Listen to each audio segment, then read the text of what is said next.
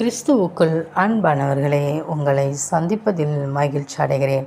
கொலோசையர் 3:13.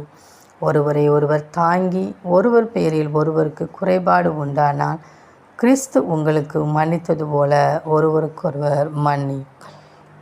பிரியமானவர்களே, நம் தேவனாகிய கர்த்தர் நம்மை மன்னித்தது போல நாமும் மற்றவர்களை மன்னிப்போம்.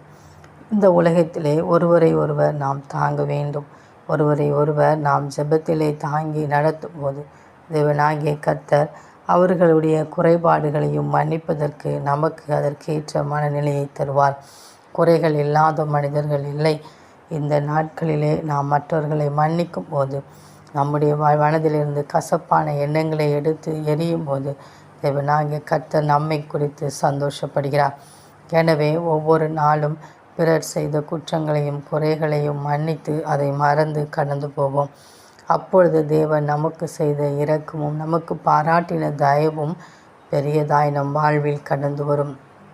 நாம் அவர்களை மன்னிக்கும் போது தேவனுடைய பார்வையிலே நாம் வெளியேற பெற்றவர்களாய் காணப்படுகிறோம். ஏனென்றால் அவருடைய மன்னிப்பின் சுபாவத்தை நாமும் வெளிப்படுத்துகிறோம். அவ்வாறு நாம் வெளிப்படுத்த இன்னும் தேவன் அண்டை கிட்டி சேர முடியும். இன்னும் நாம் தேவனை தரிசிக்க முடியும். எனவே தேவனை தரிசிக்க வேண்டும் என்றால் இருதயம் சுத்தமாக இருக்க வேண்டும். இருதயம் சுத்தமாக இருக்க வேண்டும் என்றால் மற்றவர்களை மன்னித்து அவர்கள் செய்த அக்கிரமங்களை மறந்துவிட தேவன் நமக்கு உதவி செய்வார். அதை நாம் அவரிடத்தில் கேட்டு பெற்றுக்கொண்டு நாம் அவருடைய தயவை இரக்கத்தையும் பெற்றுக்கொள்வோம். அந்த தேவனின் அன்பு கரங்களை நாம் பற்றி கொண்டு அவரோடு கூட வாழ்வோம். ஆமேன்.